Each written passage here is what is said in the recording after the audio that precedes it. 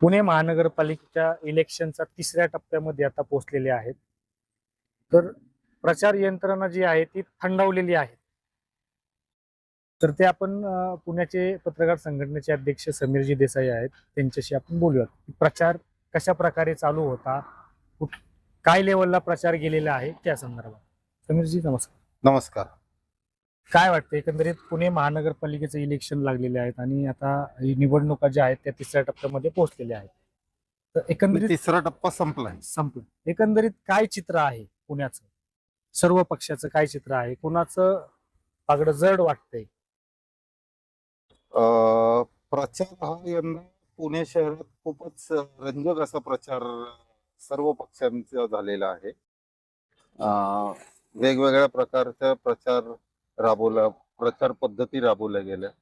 यंदा digital media त्यात खूप अग्रेसर होती आणि डिजिटल टेक्नॉलॉजी वापरून सुद्धा पुणे शहरात खूप मोठ्या प्रमाणात प्रचार झाला. सोशल मीडियावर सर्व इच्छुक नगरसेवकांचा सोशल मीडियावर जास्ती भर होता आणि सोशल मीडियावरचे रील्स असतील किंवा पोस्टर्स असतील किंवा हे खूप वेगवेगळ्या प्रकारचे बनवले गेले आणि ते सर्व लोकांपर्यंत पोहोचवले गेले आहेत. तर अशा प्रकारे एक अनोख्या पद्धतीचा प्रचार यंत्रणा यंदा शहरात राबवली गेलेली आहे. आता हा तिसरा टप्पा संपलेला आहे. उद्या मतदान होईल, परवा काउंटिंग होईल. पण एकंदरीत पुणेकरांचा जो कल आहे, एकंदरीत म्हणजे हा काय ठोस असा कुठला अंदाज नाही, पण एकंदरीत पुण्यात भाजपला जास्ती जागा मिळतील असा अंदाज आहे. पण निर्णायक नसेल ते, म्हणजे ते निर्णायक जागा नसतील. भाजपला सुद्धा आपला महापौर बनवण्यासाठी किंवा सत्तेत येण्यासाठी दुसऱ्या पक्षाची साथ घ्यावी लागेल आणि मे बी ते दुसऱ्या नंबरचा पक्ष म्हणजे राष्ट्रवादी ठरू शकतो असा एक अंदाज आहे. इतर जे पक्ष आहेत त्यांचं चित्र काय आहे एकंदरीत पुण्यामध्ये? भाजप आत्ताच्या घडीला भाजप 30 ते 40% मतदान घेईल असं चित्र आहे. 20 ते 25% राष्ट्रवादी अजित पवार, तसं राष्ट्रवादी दोन्ही एकत्रच लढलेले आहेत पुण्यात. ते 20 ते 22% 25% मतदान घेईल. शिंदे आणि उबाटा हे 15 ते 20% दरम्यान जातील आणि मग इतर असा एक थोडासा अंदाज आहे की अशा प्रकारचं मतदान होऊ शकतं. तुम्ही सांगताय की बीजेपीचा जो निकाल आहे तो 20 ते 30% लागेल? नाही, 30 ते 40% लागेल. 30 ते 40% मतदान होईल. पण बीजेपीने जी 120 जो आकडा सांगितला होता, तर त्याच्यामध्ये ती म्हणजे ती तफावत जुळत नाहीये, ती कशी काय? नाही, ते आता आम्ही म्हणजे आपण सगळेच या संपूर्ण प्रक्रियेच्या दरम्यान आपण लोकांमध्ये जातोय, लोकांशी बोलतोय. तर एकंदरीत लोकांचा कल जो आहे तो थोडासा निगेटिव्ह आहे. म्हणजे भाजपला मतदान होईल, पण अनेक ठिकाणी लोकांचं मत असं ठरलं, जे सुशिक्षित वर्ग सुद्धा आहे त्यात, की 10 वर्ष समजा पुण्यात भाजपची सत्ता आहे. 8 वर्ष तर नक्कीच आहे. पुण्यात भाजपची सत्ता असताना पण इथं प्रशासकीय राज्य काय आहे?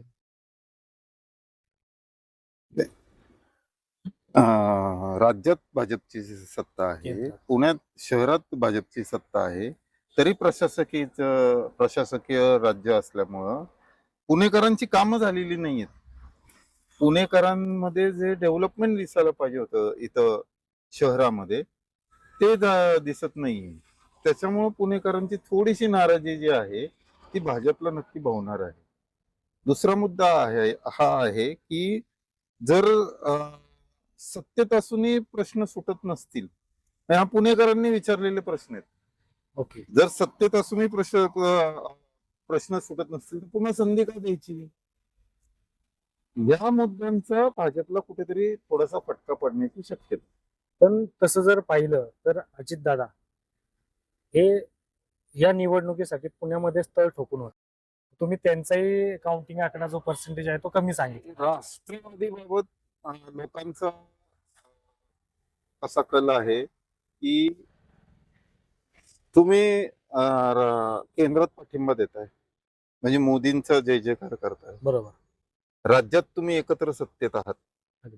आणि मग शहरात तुम्ही वेगवेगळे लढताय. म्हणजे लोकांमध्ये जो संभ्रम आहे तो अजून अजितदादा काढू शकले नाहीयेत. हा एक म्हणजे एकंदरीत अंदाज आहे हा. असं बघण्यात आलेलं आहे की अजितदादा अजून तो संभ्रम काढू शकले नाहीत. तुम्ही राज्यात एकत्र शहरात वेगवेगळे लढताय.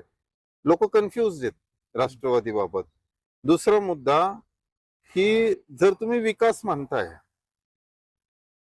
ठीक आहे, पिंपरी चिंचवडमध्ये अजितदादांनी विकास केलाय तो प्रत्यक्ष दिसतोय. पुण्यात नाही ना तसं. लोकांच्या समस्या सुटलेल्या नाहीयेत. पुण्यात तर 8 वर्ष प्रशासक होतं, त्याच्या आधी बीजेपीची सत्ता होती. मग अजितदादांना जर चान्स मिळाला तर ते करू शकतील का? अजितदादा नक्की करू शकतील, पण पिंपरी चिंचवडचं राजकारण वेगळं आहे. पिंपरी चिंचवडचे मतदार वेगळे आहेत आणि पुणेकर हे जगात प्रसिद्ध आहेत. त्यामुळे पुण्यात काम करण्याची जी एक स्टाईल आहे तीच वेगळी आहे. इथं पुणेकरांना डावलून काम करता येत नाही.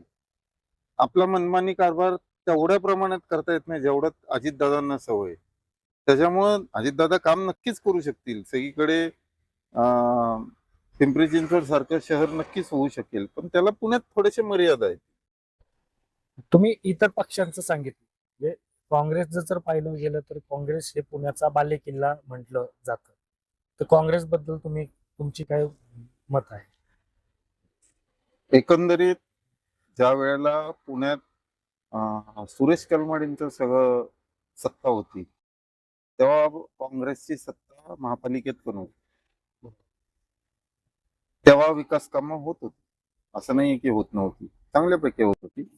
तेव्हा पुणे शहराचं नाव वेगळं अवलौकिक मिळालं होतं त्याला.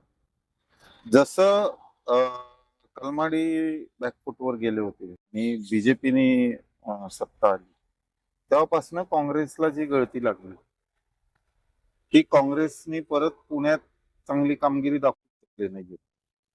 आणि त्याला कारणीभूत इतर पक्षांपेक्षा किंवा कोणाला दोष देण्यापेक्षा स्वतःच काँग्रेसचे नेते आहेत की ज्यांनी इथं संघटना मजबूत केलीच नाही.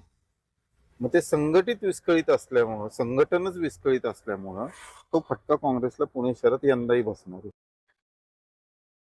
राजकीय वातावरण जे आहे पुण्यात, त्याच्यामध्ये कार्यकर्त्यावरती अन्याय झाला, म्हणजे अशा बऱ्याच प्रकारच्या बातम्या आपण पाहिलेल्या आहेत. तर त्याबद्दल तुम्हाला काय वाटतं? नाही, प्रत्येक पक्षाची विशेष करून बीजेपी किंवा राष्ट्रवादी काँग्रेस अशा पक्षांची एक कार्यपद्धती असते आणि त्याच्यात निवडणुकीच्या आधी प्रायव्हेट कंपनीकडनं जी गुप्तपणे सर्वे करून घेतला जातो. त्या सर्वेमध्ये जर त्या उमेदवाराचं काही निगेटिव्ह पॉइंट्स आले असतील तर त्याला तिकीट दिलेलं नाही. विशेष करून तुम्ही जर बीजेपीचं म्हणत असताल की अमोल बालवडकरांचं तिकीट नाकारलं, मग त्यांनी चंद्रकांत दादांवर टीका केली. पण चंद्रकांत दादांनी त्याच्याबाबत स्पष्टीकरण दिलेलं आहे की सर्वच परवानगी देत नव्हतं, त्यामुळे पक्षाने ते तिकीट नाकारले. आणि त्यांनी फक्त स्पष्टीकरण नाही दिलेलं तर गेल्या 3-4 दिवसातले जर प्रकरण आपण पाहिली की त्यांचं अमोल बालवडकरांचा एक व्हिडिओ व्हायरल होणं, आज त्यांचे लोकांना पकडलं गेलं पैसे वाटताना, असे जे काही निगेटिव्ह पॉइंट आलेले आहेत त्याच्यामुळे त्यांची इमेज पक्षात नक्कीच डाऊन झाली असणार आहे. त्यामुळे पक्षाने तिकीट त्यांना नाकारलं. एकंदरीत या चर्चा ऐकल्यानंतर आपल्या सर्वांना समजले की उद्याचा महापौर कोण असेल, पुण्याचा महापौर कोण असेल. उद्या निवडणूक आहे, म्हणजे उद्या मतदान करण्याचा अधिकार आहे. सर्व नागरिकांनी उद्या जाऊन मतदानाचा हक्क बजवायचा आहे. आणि परवा दिवशी म्हणजे 16 तारखेला समजेल आपल्याला पुण्याच्या महापौर या खुर्चीवरती कोण बसेल. आवाज महाराष्ट्रासाठी सागर माने, धन्यवाद.